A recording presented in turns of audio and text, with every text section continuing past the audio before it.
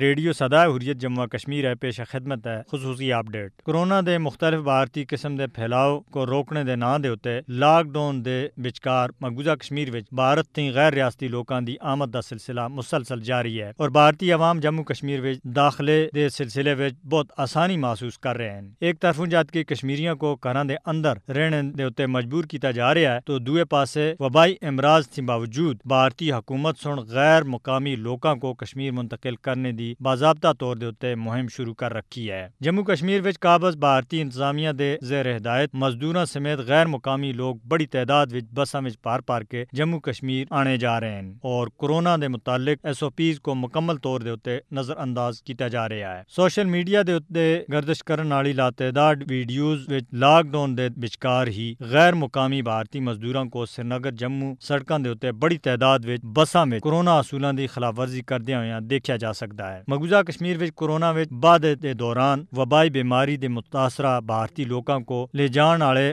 رش تے بھری گاڑیاں تباہ کن ثابت ہو سکتی ہیں۔ 5 اگست 2019 تھے ہون تک جد کشمیری لاک ڈاؤن دے ناں دے اتے پسے جا رہے ہیں تو غیر ریاستی لوگ کشمیر وچ داخل ہونے دے واسطے نہ صرف آزاد ہیں بلکہ انہاں دے اتے کورونا منفی ٹیسٹ سرٹیفکیٹ رکھنے دی پابندی بھی نہیں ہے۔ اس وقت جد کہ کشمیریوں کو گاڑیاں چلانے دی اجازت نہیں ہے تو یہ حیران کرن والی گل ہے کہ غیر مقامی افرادی قوت کو لے جان والی گاڑیاں کو مقبوضہ کشمیر وچ جانے دی اجازت اور کھلم کھلی چھوٹ ہے۔ مودی دی فسطائی بھارتی حکومت جموں کشمیر کو کورونا دی جان لیوا وبا دے دوران بھی نظر انداز کر رہی ہے اور جانبداری تے کم کہن رہی ہے۔ بھارت مقبوضہ کشمیر وچ کورونا وبائی مرض دے خلاف جنگ وچ اپنے مضموم ہندوتوا ایجنڈے دا ہی پرچار کر رہا ہے۔ جموں کشمیر وچ بھارتی فوج دے ہاتھوں انسانی حقوق دی سنگین پامالیاں کو چھپانے دے واسطے بھارت کورونا دی عالمی وبا کو بطور شیلڈ استعمال کر رہا ہے۔ اس وقت جد کہ دنیا کورونا دا مقابلہ کرنے میں مصروف ہے تو مودی دی فرقہ پرست حکومت غیر قانونی قبضے کو مضبوط کر رہی ہے۔